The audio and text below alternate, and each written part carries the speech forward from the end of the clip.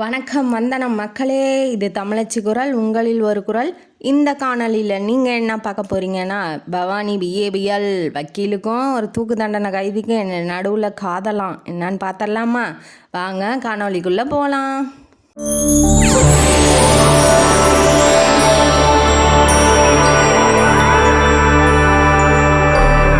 இந்த கதையோட ஆரம்பத்தில் ஆசிரியர் நம்மளை தத்துவ மலையில் நினைக்கிறாரு. என்னன்னா எல்லாமே பொய், வாழ்க்கையே பொய், ஆண் பொய், பெண் பொய், கோபம் பொய், அழுகை பொய், சிரிப்பு பொய், காதல் பொய், எல்லாமே பொய். நம்ம பார்க்குற எல்லாமே உண்மை இல்லை, நம்ம பார்க்குறது எல்லாமே பொய்யும் இல்லை அப்படிங்கிற மாதிரி நம்மளை குழப்பி உண்மையாக பார்க்கறது எதுவும் உண்மை இல்லை, பொய்யா பார்க்கறது எதுவும் பொய்யும் இல்லை அப்படின்னு சொல்லிட்டு நம்மளை கதைக்குள்ளே கூட்டிகிட்டு போகிறாரு. அதாவது ஒரு சினிமா சினிமாவில் சண்டை போடுறத பார்த்து குழந்தைங்க என்ன நினைக்கும், நிஜமாலுமே சண்டை போடுறாங்க அப்படின்னு நினைக்கிது இல்லையா? அந்த மாதிரி அவர் சொல்கிறாரு. இப்போ கதைக்குள்ளே போகலாம். மங்களகரமாக ஒரு கோர்ட்டை காமிக்கிறாங்க. கோர்ட்டில் எல்லாம் வக்கீல் கூட்டமாக நின்றுட்டு பேசிகிட்டு இருக்காங்க. கேஸ் கட்டை பற்றி இல்லை, ஒரு லவ்வர்ஸை பற்றி. அதாவது அவங்க லவ்வராக இல்லையான்னு பின்னால் பார்க்கலாம் கதையில். இப்போ அவங்க ரெண்டு பேர் யாருன்னா, heroine of the story Bhavani BA BL அவங்கள பற்றியும் அவங்களோட லவ்வர் அப்படின்னு எல்லாம் பேசிகிட்டு இருக்காரு சேஷாத்ரி. அவர் ஒரு 45 வயசு மதிக்கத்தக்க நபர். அவரை பற்றியும் ரெண்டு பேரை பற்றியும், ரெண்டு பேர் லவ் பண்ணுறாங்க, கல்யாணம் பண்ணிக்க போகிறாங்க, கோர்ட்டுக்கே வரல, லீவுக்கு போனாங்க, இன்னும் வரல அப்படின்னு சொல்லி அவங்கள பற்றி காசிப் பேசிகிட்டு இருக்காங்க. முதல்ல நம்ம மேடம் பவானி யாருன்னு பார்த்தலாம். அவங்க ரொம்ப புத்திசாலி, திறமசாலி, ரொம்ப அன்பானவங்க. எல்லாருமே எல்லா வக்கீல்ஸும் அவள்கிட்ட போய் இன்டென்ஷன் கிடைக்கணும் அப்படின்னு சொல்லிட்டு அப்பப்போ நல்லது பண்ணுற மாதிரி போய் டவுட்டு கேட்குற மாதிரி எல்லாம் போய் கேட்பாங்க. அவளுக்கு எங்கே கேஸ் நடக்குதோ அங்கே போய் நின்றுக்கிட்டு, எனக்கு அவரை தெரியும், இவரை தெரியும், நான் ஒரு பெரிய ஆளுக்கு கேஸ் நடத்தியிருக்கேன் அப்படின்னு சொல்லி அவளோட இன்டென்ஷன் கிடைக்கிற மாதிரி ஏதாவது பண்ணிகிட்டு இருப்பாங்க. அவன் எப்போதும் சோகமாக தான் இருப்பாள். அந்த சோகத்தோட காரணம் என்னன்னு தெரியல. வாங்க பார்க்கலாம். அப்புறமா இவங்க ரெண்டு பேரும் இப்போ வக்கீல்லாம் பேசிகிட்டு இருக்காங்க இல்லையா, லீவுக்கு போனாங்க, இன்னும் வரல அப்படின்னு சொல்லிட்டு.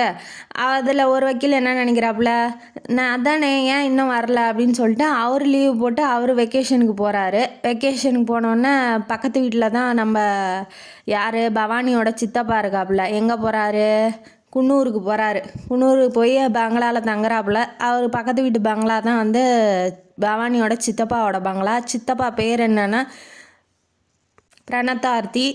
அவரும் சரி வாங்க சாப்பிட்லாம் அப்படின்னு சொல்லி ரோட்டில் பார்த்து கூப்பிட்ருப்பாப்புல. இவரும் போகிறாரு, பவானி ஏது இருப்பாங்களா அவங்கள பார்க்கலாம் அப்படின்னு சொல்லிட்டு. ஆனால் அங்கே யாரும் இல்லை. என்ன ஏதுன்னு கேட்கும் போது அவர் என்ன சொல்கிறாரு, எல்லாம் நல்லா தான் இருந்துச்சு சேஷாத்ரிக்கும் பவானிக்கும் நடுவில், ஆனால் அந்த கைதி வராமல் இருந்தானே இன்னும் நல்லா இருந்திருக்கும், பவானி இருந்தால் அந்த பங்களாவே சூப்பராக இருக்கும் அப்படின்னு சொன்னோன்னே, என்னடா அது இவன் அங்கே என்ன பேசுகிறாங்க, ரெண்டு லவ்வர்ஸை ரெண்டு பேரும் அப்படின்னு சொல்லி பேசிக்கிறாங்க சேஷாத்ரியும் பவானியும். ஆனால் இங்கே இவர் என்ன சொல்கிறாரு, கைதியை பற்றி சொல்கிறாரு. என்ன கதை அப்படின்னு சொல்லி நமக்கும் இன்ட்ரெஸ்டாக இருக்குது கேட்க, அவருக்கும் இன்ட்ரெஸ்டாக இருக்குது. அதனால் கேட்க என்னாச்சுன்னு சொல்லுங்கள், கதை சொல்லுங்கன்னு சொல்லணுன்னா அவரும் பவானியை பற்றி சொல்ல ஆரம்பிக்கிறாப்புல. பவானி எப்படின்னா, அவருக்கு ஒரு அப்பா ஒரு அக்கா. அவர் தாசில்தார் ஆஃபீஸில் வேலை செய்கிறாப்புல. அவர் லஞ்சம்லாம் வாங்க மாட்டார், ரொம்ப நல்லவர், தங்கம் வெள்ளியாக கொடுத்தா வாங்கிக்குவார். இவர் என்ன பண்ணார், அக்கா பவானியோட அக்கா சின்ன வயசுலேயே கல்யாணம் பண்ணி கொடுத்ததுனால அவங்களுக்கு ஒரு 3 குழந்த பிறந்தோடனே அபார்ஷன் 3 தடவை பண்ணாங்க. அதனால் அந்த பொண்ணு ரொம்ப உடம்பு சரியாகாமல் போய் இறந்துட்டாங்க. அதனால் என்ன நினைக்கிறாருன்னா, நம்ம இந்த தப்பை பவானிக்கு பண்ணக்கூடாது, நல்லா படிக்க வைக்கணும் அப்படின்னு சொல்லி வக்கீலுக்கு படிக்க வைக்கிறாப்புல. அப்புறமா அதுலேருந்து லஞ்சம் வாங்குறதையும் விட்டோன்னே அவருக்கு உடம்பு சரியாமல் போகுது. இறக்குற ஸ்டேஜில் தம்பி பிரணத்தார்த்தி இருக்காப்புலையா, அவரை கூப்பிட்டு விட்டு இந்த பவானியை பார்த்துக்கோ, அவருக்கு விருப்பமாக இருக்கிறவன்ட்ட கல்யாணம் பண்ணி கொடுத்துரு, அவளுக்கு விருப்பம் இல்லைன்னா கல்யாணம் பண்ணாத அப்படின்னு சொல்லி சத்தியம் வாங்கிட்டு செத்து போயிடுறாரு. இவர் சித்தப்பா எப்படி அப்படின்னா, பொண்ணுங்க என்ன வேணாலும் பண்ணலாம், ஆனால் அந்தந்த வயசில் பண்ணிடணும். ஏன்னா நம்ம நினைக்கும் போது எதுவுமே கிடைக்காது, நமக்கு கிடைக்கணுங்கிறது கிடைக்காமலும் போயிடலாம். அந்த மாதிரி அவர் என்ன நினைக்கிறாரு, அந்தந்த வயசில் கல்யாணம்னா அந்த வயசில் பண்ணிடணும், குழந்த பிறகுன்னா அந்த வயசில் குழந்த பிறந்துடணும். ஏன்னா தள்ளி போட்டால் நமக்கு வேணுங்கிறப்ப நமக்கு கிடைக்காது. அதே மாதிரி அவர் நினைக்கிறாரு, இப்போ வயசு இருக்கும்போதே அவர் கல்யாணம் பண்ணி வச்சிடலாம், அப்புறம் அவர் படிக்கிறா, வேலைக்கு போகிறா, அந்த மாதிரி அவள் போட்டோம் அப்படிங்கிற தாட்ஸ் உடையவர். அதனால் அவர் என்ன நினைக்கிறாரு, தனக்கு தெரிஞ்ச நல்லவரான சேஷாத்ரி கிட்ட வந்து ஜூனியராக சேர்ந்துக்கோ, ப்ராக்டிஸ் பண்ணிக்கோ அப்படின்னு சொல்லி அமுச்சு விட்றாரு. இவருக்கு என்னன்னா 2 பேரும் லவ் பண்ணாலும் பரவாயில்ல, கல்யாணம் பண்ணாலும் பரவாயில்ல அப்படின்னு சொல்லி அமுச்சு விட்றாப்புல. இவருக்கு அவங்க அப்பாவே எவ்வளோ பரவாயில்லன்னு நினைக்கிறேன்.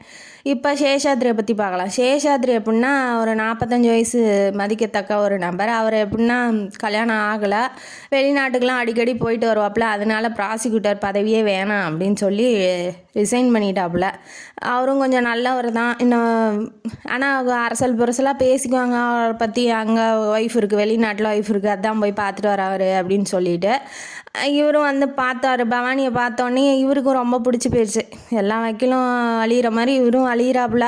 வழிஞ்சிட்டு அவளோட இன்டென்ஷன் கிடைக்குமா அப்படின்னு சொல்லி பார்க்குறாரு. அப்பப்போ அன்பாக பேசுவார். ஒரு நாளைக்கு வரலன்னா கூட ரொம்ப கேர் எடுத்து எங்கே இருக்க, ஏன் வரல அப்படின்னு சொல்லி கேட்பார். வேறு யாராவது ஒரு வயசு குறைஞ்ச பசங்கள்கிட்ட போய் பேசும்போது கொஞ்சம் பொசசிவ் ஆவார். அந்த மாதிரி காதலை வளர்க்குறாரு. ரொம்ப அதிகமாக வளர்த்திட்டாரு. அந்த காதல் கோட்டை வந்து கும்பாபிஷேகம் நடக்குதா இல்லை வந்து தரமட்டமாக ஆக போதான்னு தெரியல. நம்மளே காதலை வளர்த்தா எப்படி, அவள்கிட்டையும் சொல்லணும் அப்படின்னு சொல்லிட்டு லீவு வருது. லீவு வந்தோன்னா இவங்க வந்து சித்தப்பாவோட பங்களா, இப்போ நின்று பேசிகிட்டு இருக்காங்க இல்லையா, அந்த பங்களாவுக்கு போகிறாங்க. போனோடனே நம்ம சொல்லிடலாம் அப்படின்னு சொல்லி நினைக்கிறாங்க. ஒரு 2-3 நாள் வாக்கிங் போயிட்டு வராங்க. இவர் வந்து சித்தப்பாட்ட முதல்ல சொல்லிடலாம், அப்புறம் பவானிகிட்ட சொல்லலாம் அப்படின்னு சொல்லி நினைக்கும் போது சித்தப்பாவை இங்கே இருக்க சொல்லிட்டு பவானியை மட்டும் நீ மட்டும் போ வாக்கிங்க்கு அப்படின்னு சொல்லி அமுச்சு விட்றாங்க. இவளுக்கு என்னன்னா இந்த கிழவனுங்க கூடலாம் எங்கேயும் வரக்கூடாது அப்படின்னு கொஞ்சம் மெதுவாக சொல்கிறது சேஷாத்ரி காதில் விழுந்துருச்சு. ஐயோ நம்மளையும் கிழவங்கிறாளே, இவ எப்படி லவ் பண்ணுவா அப்படிங்கிற இதை கேட்டோன்னா அவர் தலையில் இடி விழுந்த மாதிரி ஆயிட்டாரு. அப்படியே முகம்லாம் சுருங்கி ரொம்ப வேதனைக்கு உள்ளாயிட்டாரு. சரி பரவாயில்ல, நம்ம ஃபீலிங்ஸ் என்னவோ அதை வந்து சொல்லிடலாம் அப்படின்னு சொல்லி அவங்க சித்தப்பாட்ட சொல்கிறாரு. வாக்கிங் போன பவானி என்ன பண்ணுறா, போயிட்டே இருக்கும்போது கொஞ்சம் தூரத்தில் ஓ தெய்வமே அப்படின்னு சொல்லி ஒரு சத்தம் வருது. வடிவேலு சொல்கிற மாதிரி ஓ சாமியோ அப்படிங்கிற மாதிரி. யார் என்னன்னு சொல்லி கிட்ட போய் பார்க்கும்போது தான் அவளுக்கு என்னன்னா, அவள் வயசுக்கு ஒத்த வாலிபன் வந்து ரொம்ப உடம்பு சரியாத மாதிரி கம்பளி போத்திக்கிட்டு நின்றுட்டுருக்கான். எனக்கு வந்து முடியல, உடம்பு சரியில்லை, நான் வந்து சாப்பிட்ல அப்படின்னு சொல்லி சொல்கிறாப்புல. நீ யார் என்ன அப்படின்னு சொல்லி இவங்க விசாரிக்கிறாங்க. இவன் மயக்கம் போடுற ஸ்டேஜுக்கு ஆனோன்னா கூட்டிகிட்டு போகிறாங்க. வீட்டுக்கு கூட்டிகிட்டு போயிட்டு இருக்கும்போது அந்த முன்னாடி இருக்கும் இல்லையா செடி கொடி பாறையெல்லாம், வீட்டுக்கு முன்னாடி அங்கேயே வந்து மயக்கம் போட்டு விழுந்துடுறான். ஆல்ரெடி வந்து உடம்பு சரியாமல் இருக்கான், அதனால் மயங்கிடுறான். மயங்கிட்டோன்னா இவ சித்தப்பாவை கூப்பிட்டு நடந்த கதை, சொந்த கதை, சோக கதையெல்லாம் சொல்லிடுறா. சொன்னோடனே சரி வாங்க உள்ளே தூக்கிட்டு போய் போடலாம். இப்போ வந்து இவர் சித்தப்பா எப்படி, பிரணதார்த்தி எப்படின்னா அவருக்கு வந்து இந்த ப்ரொஃபஸராக இருக்காப்புல. அந்த ப்ரொஃபஸர் இதெல்லாம் சைடு. இவரோட மெயின் இது என்னன்னா, மெயின் தொழிலே என்னன்னா வந்து நாட்டு வைத்தியம் பார்க்குறது. இப்போ ஒவ்வொரு ஆள்லாம் இன்ட்ரெஸ்டாக வந்து ஏதாவது சொல்லி படிப்பாங்க இல்லையா, அதை இம்ப்ளிமெண்ட் பண்ணி பார்க்கணும் அப்படின்னு நினைப்பாங்க. சயின்ஸ் ஆர்வம் உள்ளவங்களாம். நீங்கள் உங்களுக்கு ஆர்வம் வந்து ஏதாவது இம்ப்ளிமெண்ட் பண்ணிங்களான்னு கமெண்ட் பாக்ஸில் கமெண்ட் பண்ணுங்கள். அவர் வந்து நிறையா நாட்டு வைத்தியம்லாம் சொல்லிடுவார். அதாவது சின்ன சின்ன தலைவலி வயிறு வலிக்கு மட்டும்தான் இவங்கள்ட்ட வருவாங்க. மற்ற பெரிய பெரிய டெங்கு மலேரியாக்கெல்லாம் வந்து இங்கிலீஷ் டாக்டர்கிட்ட போனதுனால அவருக்கு என்னன்னா அங்கே பணம் கொடுத்து சாகிறதுக்கு என்கிட்ட ஃப்ரீயாக மருந்து வாங்கி சாப்பிட்டு சாவங்களே அப்படின்னு ஒரு நினப்பு. எவனும் வரலையே, எந்த எலியும் கிடைக்கலையே நம்ம சோதனைக்கு அப்படின்னு நினச்சிட்டு இருக்காப்புல. இப்போ இவன் வந்து தொக்கா மாட்டிக்கிட்டான். யார் மயங்கி கிடக்குறான்ல அவனுக்கு கிடச்சவன் நோயாளி. அவன் யாரும் கேட்கறதுக்கு ஆள் இல்லை. எல்லா வைத்திய முறையும் இறக்கிடலாம், வித்தையெல்லாம் மொத்தத்தையும் அவன் மேலே இறக்கிடணும் அப்படின்னு சொல்லி அவருக்கு ஒரே குஷி. அப்பா கிடச்சிட்டான்டா நமக்கு ஒரு எலி அப்படின்னு சொல்லி. இப்போ வந்து தூக்கிட்டு போய் உள்ளே போடுறதுக்காக காலை 2ஐயும் பிடிக்கும் போது தான் தெரியுது காலில் சங்கிலி. அவன் யார் அப்படின்னா அவன் ஒரு கைதியை உள்ளே கூட்டிகிட்டு போய் ஒரு ரூமில் படுக்க வச்சு அவனுக்கான வைத்தியத்தெல்லாம் நம்ம பிரணதார்த்தி வந்து ஆரம்பிக்கிறாப்புல. நம்ம சித்தப்பா ஆரம்பிச்சோன்னா ஈர களிமண்ணை எடுத்துகிட்டு வந்து அவன் தலையில் பத்து போட்டு விட்டு தேவையான சாப்பாடு, நல்லா சத்தான சாப்பாடு, ஜூஸ் எல்லாம் கொடுக்கவும் அவன் நல்லா தெம்பாக ஆயிடுறான்.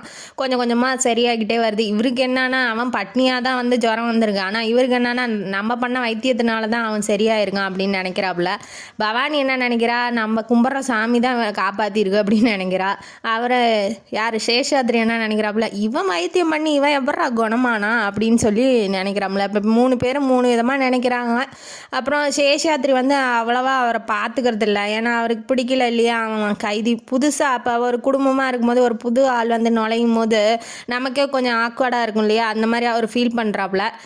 இவர் பவானி கைதி வந்து தூக்கத்திலே வளர்றாப்புல, வந்தே மாதரான்னு வளர்றாப்புல. இது வந்து பவானி கேட்டுட்டு எங்கேயோ கேட்டிருக்கோமே, இந்த முகத்தையும் நம்ம எங்கேயோ பார்த்துருக்கோமே அப்படின்னு சொல்லி யோசிக்கும் போது தான் இந்த கைதிக்கும் பவானிக்கும் இருக்கிற ஃப்ளாஷ்பேக் வந்து ஆரம்பிக்குது. நம்ம கைதி யார் அப்படின்னா, அவருக்கு ஒரு அம்மா இருக்காங்க. அந்த அம்மா வந்து 2வது ஒய்ஃபு. அவங்களோட அப்பாவுக்கு பெரிய ஒய்ஃபுக்கு ஒரு பையன் இருக்கான், அதாவது அண்ணன் இருக்காப்புல.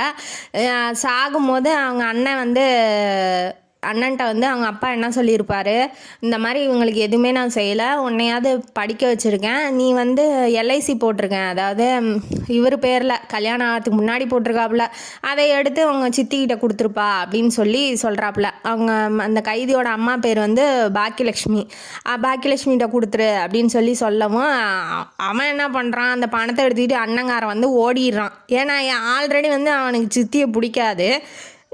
இதனால் வந்து அவன் இதாண்டா சரியான டைமு அப்படின்னு சொல்லி அவங்களுக்கு வந்து பணத்தை கொடுக்காம இவர் எஸ்கேப் ஆயிடுறாரு, அவங்க அப்பா செத்தோன்னே.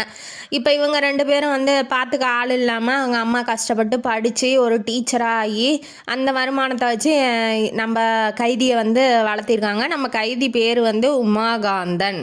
அவரை வந்து வளர்த்திட்டு இருக்காங்க. அவரும் காலேஜில் படிச்சிட்டு இருக்காரு. அப்போ வந்து எப்படின்னா சுதந்திர போராட்டத்துக்காக எல்லாம் போராடிட்டு இருக்கிறாங்க.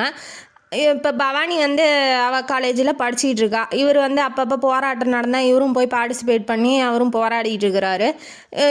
படிக்கிற காலேஜில் எப்படின்னா அவங்க ப்ரொஃபஸர்ஸ்லாம் இங்கிலீஷ் ப்ரொஃபஸர்ஸ் இல்லையா, அதனால் வந்து அவ்வளோவா வந்து அதெல்லாம் ஏன் தேவையில்லாதது, அவங்களாம் வேணுன்னே பண்ணுறாங்க அப்படி இப்படின்னு ஏதோ ஒன்று சொல்லி அவளுக்கு வந்து அந்த பேட்ரியாட் தேசப்பற்று அவ்வளோவா இல்லைன்னு வச்சுக்கோங்களேன். இவங்களாம் தேவையில்லாத வேலை செய்கிறாங்க அந்த மாதிரி. இப்போ அங்கே சுற்றி இருக்கிறவங்கெல்லாம் அதே மாதிரியே இருக்கிறதுனால அவளும் வந்து அதே மாதிரியே இருக்கா, அதாவது தேசப்பற்று இல்லாமல் இங்கிலீஷ்காரங்களாக இருக்கிறதுனால அவளுக்கும் அதே மாதிரியே அந்த மாதிரி தேசப்பற்று இல்லாமலே இருக்கா. அதனால் வந்து இந்த போராட்டம் பண்ணுறீங்க இந்த மாதிரி பண்ணுறீங்களாம் அவளுக்கு பிடிக்காது. இவன் என்ன பண்ணியிருக்கா, ஒரு நாளைக்கு ஷாப்பிங்க்கு கிளம்பியிருக்கா. அம்மாள் உமாகாந்தன் என்ன பண்ணியிருக்காப்புல, அந்த அந்நிய துணியெல்லாம் போடக்கூடாது, வெளிநாட்டு துணியெல்லாம் போடக்கூடாதுன்னு போராட்டம் பண்ணிகிட்டு இருக்காப்புல. அந்த அம்மா வந்து ஷாப்பிங்க்கு வந்து கிளம்பி வந்துட்டாங்க இல்லையா, ஜவுளி கடைக்குள்ளே நுழைய போகிறதுக்கு முன்னாடி நம்மளால் ரெடியாக நிற்கிறான். யார் உமாகாந்தன் நின்றுட்டு போகக்கூடாது அப்படின்னு சொன்னால், ஏன் இந்த மாதிரி பண்ணுறீங்க அப்படின்னு சொல்லி இவங்க 2 பேத்துக்குள்ளே சண்டை வரும்போது பவானி என்ன சொல்லிடுறா, அடிச்சிருவேன் கன்னத்துலேயே அப்படின்ன வாட்டி உமாகாந்தன் என்ன சொல்கிறாப்புல, அப்படிலாம் முடிவு எடுத்துடாதீங்க, இங்கே நிறையா பேர் அந்த கூட்டம் சேர்ந்துரும், கையால் அடி வாங்கிறதுக்கு பாக்கியம் இல்லையா அப்படின்னு சொல்லி ஒரு ரொமான்டிக்காக டைலாக விட்றாப்புல. அப்படியே நம்ம பவானி வந்து விழுந்துடுறாங்க. அவனை பார்த்தோன்னே பிடிச்சிருக்கு, ஆனால் வந்து காட்டிக்கூடாது, நம்ம இமேஜை மெயின்டைன் பண்ணணும் அப்படின்னு சொல்லி மெயின்டைன் பண்ணிட்டு இருக்காங்க. சரி அப்படின்னு சொன்னோன்னா, இதனால் உனக்கு என்ன கிடைக்கிது அப்படின்னு கேட்குறாங்க. பவானி கேட்டோன்னே உமாகாந்தன் வந்து இன்னும் கொஞ்ச நேரத்தில் உங்களுக்கு தெரிஞ்சிடும் அப்படின்னு வாட்டி போலீஸ் எல்லாம் லாரி நிறையா வந்து குண்டு கட்ட அவனை தூக்கி அடித்து போட்டு தூக்கிட்டு போகிறாங்க. இதுதான் கிடைக்கும் அப்படின்னு சொல்லிட்டு அவன் வந்துக்கிட்டு என்ன நினைக்கிறா, நம்ம கடைக்குள்ளே போவாது அவனுக்கு தெரியணும் அப்படின்னு நினைக்கிறா. இவன் தடுத்தான் இல்லையா, அது நம்ம வந்து ஃபாலோ பண்ணுறோம் அப்படின்னு சொல்லி அவனுக்கு தெரியணும்னு நினைக்கிறா. இவன் என்ன நினைக்கிறான், அவள் போகிறாளா போகலையா அப்படின்னு சொல்லி நம்ம தடுத்தோம், அவள் போகிறாளா போகலையா அப்படின்னு நினைக்கிறா. ஆனால் கண்டதும் காதல் மாதிரி 2 பேத்துக்கும் காதல்லாம் வந்துருச்சு. ஆனால் சொல்லிக்கல. இவளும் வந்து அவன் பார்க்கணுன்னு மெதுவாக கடையை விட்டு நவுந்து போகிறா. அவனும் சரி நம்ம ஆள் போகலாம் அப்படின்னு சொல்லி தலையாட்டிக்கிட்டு சிரிச்சுக்கிட்டே போகிறான். இப்போ 2 பேரும் அதான் லாஸ்ட்டாக சந்திச்சுக்கிட்டது. அவன் இப்போ நிறையா தடவை வந்திருக்கா, வந்து அந்த பக்கமாக போயிருக்கா, கடை பக்கமாக போயிருக்கா, அவங்கள பற்றி விசாரிச்சிருக்கா. ஆனால் அவனை பற்றி எந்த விதமான தகவலும் தெரியல. இதனால் வந்து அவள் வேதனையாக கஷ்டமாக இருக்கா அப்படின்னு சொல்லி நமக்கு இப்போ தான் தெரியுது. அவள் கொஞ்சம் கஷ்டத்தில் இருக்கான்னு இருந்தோம்ல, அதனால் இதுதான் அதுக்கான காரணம். இப்போ வந்து அதனால் வக்கீல் வேலை என்னவோ அதை மட்டும் கரெக்டாக பண்ணிவிட்டு படிச்சுக்கிட்டு அதில் கான்சன்ட்ரேஷன் பண்ணிக்கிட்டு அதிலேயே அப்படியே மெயின்டைன் பண்ணியிருக்கா. இவன் என்னானா ஏதானா அந்த லாரியில் தூக்கி போட்டு போனதோட சரி, என்னானா ஏதானான்னு தெரியல. அதுக்கப்புறம் இப்போ தான் 2 பேரும் மீட் பண்ணியிருக்காங்க. இது பவானிக்கு தெரிஞ்சிருச்சு, கைதிக்கு தெரிஞ்சிச்சா என்னான்னு தெரியல. வாங்க பார்க்கலாம்.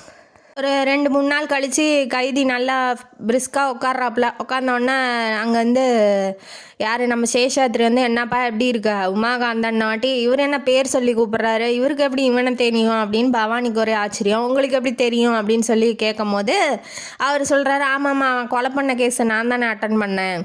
இவளுக்கு என்னன்னா அந்த போராட்டத்திலலாம் போயிட்டு வந்துக்கிட்டு இருப்பான்ல ஜெயிலுக்கு, அந்த மாதிரி நினச்சிக்கிட்டு இருந்தா. ஆனால் கடைசியில் பார்த்தா கொலை கேஸில் போய் முடிஞ்சிருக்குன்னு இப்போ தானே தெரியுது. அவன் என்ன கொலை பண்ணீங்க ஏது என்னான்னு கேட்கும் போது யாருக்கிட்ட சேஷாத்ரிக்கிட்ட கேட்கும்போது அவன் நல்லா தானே இருக்கான் அவன்கிட்டே கேட்டுக்கான்னு இவர் வயிற்றுச்சலில் போகிறாரு. பாவம் அவருக்கு என்ன பண்ணுவார், வயசும் ஆயிடுச்சு. ஒன்று லவ் பண்ணார், அதுவும் வந்து இப்போ செட் ஆகிற மாதிரி தெரியல. அதுவும் வந்து கிளம்பேன் அப்படின்னு சொல்லிடுச்சு. அதனால வந்து ரொம்ப மனவேதனையில் இருக்காப்புல. இவன் என்னாச்சு, இவரும் சித்தப்பாவும் பவானியும் கேட்கும் போது அவன் வந்து தன்னோட கதையை வந்து சொல்ல ஆரம்பிக்கிறான். இந்த மாதிரி வந்து நான் ஜெயிலில் இருந்தேன், எங்கள் அம்மா வந்து வேலை செஞ்சிகிட்ருக்கார் தாவில் வந்து ராவணன்னு ஒருத்தன். அதாவது அவங்க ஸ்கூலில் வேலை செஞ்சிகிட்ருக்காங்க இல்லையா, அங்கே வந்து அந்த ஸ்கூல் வந்து ப்ரைவேட்டுக்கு கொடுத்துட்டாங்க. அந்த ப்ரைவேட்டுக்கு வந்து மேனேஜ் பண்ணுறவன் வந்து ராவணன்னு ஒருத்தன். அவன் வந்து என்ன பண்ணியிருக்கான், அந்த அம்மாட்ட கொஞ்சம் சில்மிஷத்தை காட்டவும் அந்த அம்மா ஒத்துக்க மாட்டேன்ருச்சு. ஏன்னா அந்த மாதிரிலாம் பண்ணக்கூடாதுன்னு அவங்க கலெக்டர் ஆஃபீஸுக்கு இல்லை அதுக்கு மேலே அரசியல்வாதிகளுக்கெல்லாம் லெட்டர் எழுதி போட்டுருச்சு. அவன் என்ன ஒரு ஆக்ஷன் எடுத்தால் கூட பரவாயில்ல, எப்போதும் போல் அவனுங்களும் வந்து இவன்கிட்ட பணம் வாங்கிட்டு நீயே பார்த்துக்கப்பா அப்படின்னு சொல்லி ராவணன்ட்ட சொல்லவும் அவன் ஒரு 4 5 பேர்த்தோட வந்து ஒரு பெண் தானே அப்படின்னு கூட பார்க்காம கட்டையை எடுத்து விளாசி அடித்து போட்டானுங்க. அப்போ தான் ரிலீஸ் ஆகி உமாகாந்தன் வந்து வெளியில் போராட்டத்தில் ஈடுபட்டு ரிலீஸ் ஆகி வெளியில் வர்றாப்புல. வந்தோடனே வீட்டுக்கு வந்தோடனே இப்படி அம்மா வந்து ரத்தம் வெள்ளத்தில் கிடக்கும் போது எந்த பையனுக்கு தான் கோவம் வராது, வீறு கொண்டு எழுறார். அவனாவது எவனாவது நான் அவனை போய் வெட்டி தலையை தனியாக எடுத்துக்கிட்டு வரேன் அப்படின்னு சொல்லி கத்திக்கிட்டு போகிறாப்புல. போய் பார்த்தா அவன் வீட்டில் தானாகவே சுட்டு கொன்று கிடக்கிறான். இவர் எதுவுமே பண்ணல. ஆனால் இருந்தாலும் நமக்கு பெருமை, எங்கள் அம்மா அடிச்சல நீயே செத்து போய் கிடக்குற, இந்த பழியை நானே ஏற்றுக்கிறேன் அப்படின்னு சொல்லி ஒரு பெருந்தன்மையாக ஏற்றுக்கிட்டு ஜெயிலுக்கும் போகிறாப்புல. போனோடனே அந்த கேஸை தான் நம்ம சேஷாத்ரி அட்டன் பண்ணியிருக்காப்புல. பெருந்தன்மையாக ஏற்றுக்கிட்டு போனாலும் எவ்வளோ நாள் ஜெயிலே அடைச்சி, இப்போ சுதந்திரமாக இருக்கிறோம், ஜெயிலே அடைஞ்சி கிடந்தா எப்படி இருக்கும், அந்த மாதிரி அவருக்கு ஃபீல் ஆகுது. இன்னுமேட்டு இங்கெல்லாம் இருக்கக்கூடாது, நம்ம எப்படியாவது தப்பிச்சு போயிடணும். ஏன்னா வாழ்க்கையில் ஒரு விரக்தி வந்துடும். டெய்லி செஞ்ச வேலையை செஞ்சுக்கிட்டு சாப்பிட்டு ஜெயிலில் போய் படுத்து தூங்கிட்டு திரும்ப அந்த வேலையே செஞ்சுக்கிட்டு இருக்கும் போது வாழ்க்கையில் ஒரு சுவாரஸ்யம் இல்லாமல் போயிடும் இல்லையா. அதனால் வந்து அவரை மாதிரியே அவர் நினச்ச ஒரு 5 பேர்த்தோட வெளியில் தப்பிச்சிடுறாப்புல. ஜெயிலேருந்து தப்பிச்சோடனே அதில் 3 பேர்த்த வந்து சுட்டு கொண்டுடுறாங்க, 2 பேர்த்த வந்து பிடிச்சிட்றாங்க. 6 பேர் வெளியே தப்பிச்சிருக்காங்க. இதில் வந்து ஒரு ஆள் நம்ம உமாகாந்தன் மட்டும்தான் தப்பிச்சிருக்காப்புல. இந்த கதையை சொல்லி முடித்தோன்னே நம்ம பிரணதாத்தி சித்தப்பா வந்து பொங்கி எழுறாரு, நீ உங்கள் அம்மாவுக்காக தானே பண்ண அப்படியே சத்தமாக எமோஷ்னல் ஆகி, நான் உன்னை பிஎம் சிஎம் வரைக்கும் வந்து கூட்டிகிட்டு போய் உன்னை ஜெயிலுக்கு அனுப்பாமல் நான் பார்த்துக்கிறேன், யார் மிலிட்ரியாக வந்தாலும் பரவாயில்ல நான் தடுத்து நிறுத்திடுறேன், நீங்கள் கவலைப்படாதப்பா அப்படின்னு உமாகாந்தன் மேலே அஃபெக்ஷன் ஆகுறாரு சித்தப்பா. முதல்ல வந்து எங்கள் சேஷாத்ரி பக்கம் பேசிக்கிட்டு இருந்தாப்புல, இப்போ டப்புன்னு அப்படியே அந்த உமாகாந்தன் பக்கம் திரும்பிட்டாப்புல. இவளும் என்ன நினைக்கிறா, ஆல்ரெடி லவ் பண்ணியிருக்கோம், இப்போ லவ்வை சொல்லலை, கண்ணும் நோக்கின மாதிரி அந்த மாதிரி பார்த்துக்கிட்டு பிடிச்சிருக்கு. அதனால் அவளும் என்ன சொல்கிறா, ஜெயிலுக்கு நான் அனுப்பிச்சி விட மாட்டேன், நீங்கள் கவலைப்படாதீங்க அப்படின்னு சொல்கிறா. சொன்னோன்னா இவனுக்கு என்னன்னா, நீங்கள் அனுப்பலனாலும் சேஷாத்ரி அனுப்பிடுவாப்புல, ஏன்னா அவர் ஆல்ரெடி காண்டில் இருக்கார், எழுதி போட்டு போலீஸ் ஆரம்பிச்சிருவாப்புல அப்படின்னு நினைக்கிறான். இவங்க 2 பேர்த்துக்கும் அதே டவுட்டு தான், யார் பவானிக்கும் சிதப்பாவுக்குமே அதே டவுட்டு தான். இப்போ இதெல்லாம் போயிட்டு இருக்கும் போது இவங்க 2 பேரும் வாக்கிங் போகிறாங்க. உமாகாந்தனும் பவானியும் 2 பேரும் தொடர்ந்து ஒரு 2 நாள் 3 நாளாக தொடர்ந்து வாக்கிங் போவோம். அவங்க கொஞ்சம் கொஞ்சமாக நெருக்கமாகறாங்க, பேசிக்கிறாங்க, பழகிக்கிறாங்க. நீ எப்படி இருக்க, நான் எப்படி இருக்கான்னு காதல் வந்து முத்த ஆரம்பிக்குது.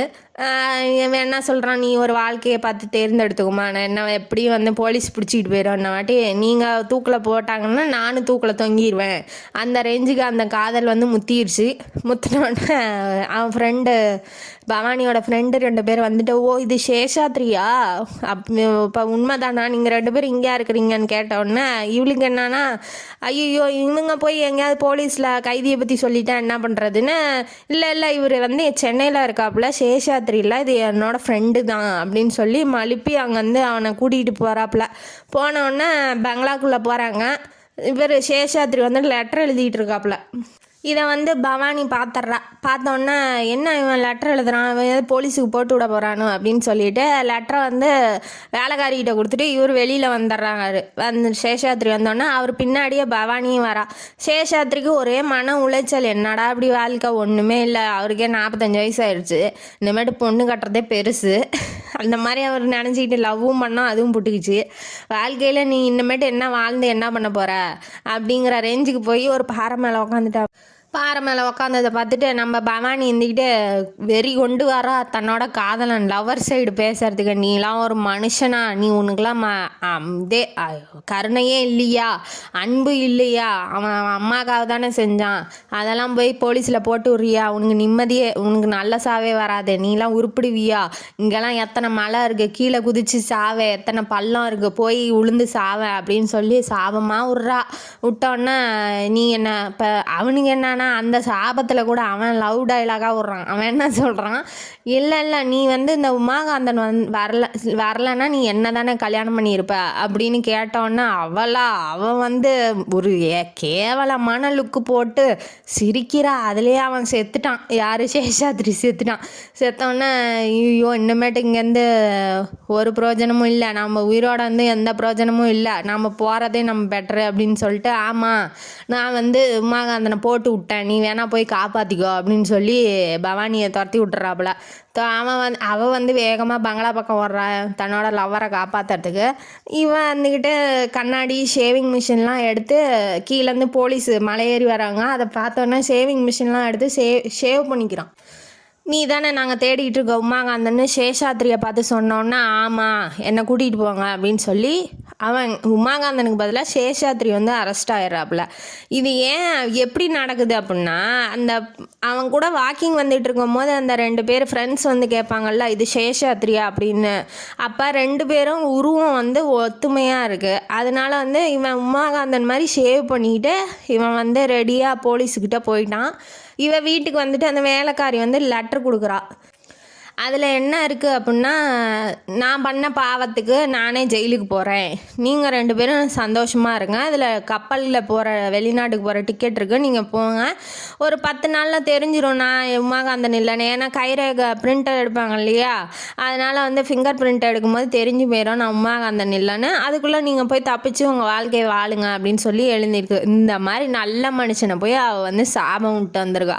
ஆனால் இவன் பாவம் பண்ணியிருக்கான்னு சொல்கிறானே, அப்போ என்னது, இவன் தான் அந்த அண்ணங்காரன் பணத்தை எடுத்துகிட்டு ஓடினான் பார்த்தீங்களா, அவன் தான் இவன். அப்போ அண்ணன் தம்பி 2 பேரும் அண்ணன் தம்பி. இப்போ இவன் கேஸையே நடத்தி அவனுக்கு வந்து ஜெயிலுக்கு அனுப்பிச்சிருக்கான் நம்ம சேஷாத்ரி. அப்போ தம்பி வந்து அண்ணன் லவரை வந்து தம்பி வந்து கரெக்ட் பண்ணிட்டு போயிட்டான். இப்போ இதுதான் நடந்திருக்கு. இவர் என்ன பண்ணார், போனாரா இல்லை ஜெயிலுக்கு போனாரான்னு தெரியல. இப்போ அந்த கதையை வந்து இதோட முடிச்சிட்றான் இவன் யார், நம்ம சித்தப்பா பிரணதார்த்தி முடிச்சிடுறாப்புல. அந்த ஃப்ரெண்டு கேட்குறாரு இல்லையா, வக்கீல் ஃப்ரெண்டு, என்னப்பா என்னாச்சு, ஜெயிலில் போய் இப்போ தான் ரீசெண்டாக ஜெயிலுக்கு போனப்பா, போய் கேஸ் விஷயமா, அங்கே சேஷாத்ரி இல்லையே அப்படின்னு சொல்லி கேட்கவும், இல்லை ஆக்சிடெண்ட் ஆயிடுச்சு, ட்ரெயின் ஆக்சிடெண்ட்டு, அதில் இவர் ஒருத்தர் மட்டும் செத்துட்டாரு. இது வந்து அவர் ஆக்சிடெண்ட்டில் ஆகலை, இவரே குச்சி செத்துட்டாராட்டங்குது, பாவம் தற்கொலை பண்ணிக்கிட்டாராட்டங்குது, இனிமேட்டு வாழ்ந்து என்ன பண்ணுறது அப்படின்னு. அப்புறமா அதை சொன்னோன்னா இவர் இந்த வக்கீல் வந்து நினைக்கிறாரு இப்படி, ஐயோ பாவம் அவர் தற்கொலை தான் பண்ணிட்டாராட்டங்குது அப்படின்னு.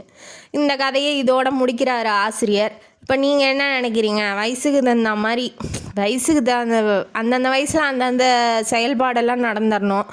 ஏன்னா வயசுக்கு மீறி போனால் அந்த காதலையும் சரி, அந்த காதலி நம்மளை அடாப்ட் பண்ணிக்கணும், அந்த காதலும் மெயின்டைன் பண்ணணும், எல்லாத்துக்கும் காம்ப்ரமைஸ் ஆகி போகிற மாதிரி இருக்கும். அதனால் வந்து அந்தந்த வயசுக்கு என்னவோ அதை மட்டும் கரெக்டாக செஞ்சிடணும் என்னோட கருத்து. நீங்கள் என்ன சொல்கிறீங்க, உங்கள் கருத்து என்ன அப்படின்னு கமெண்ட் பாக்ஸில் கமெண்ட் பண்ணுங்கள். இந்த காணொளி உங்களுக்கு பிடிச்சிருந்தா லைக் பண்ணுங்கள், ஷேர் பண்ணுங்கள், சப்ஸ்கிரைப் பண்ணுங்கள். நன்றி மக்களே.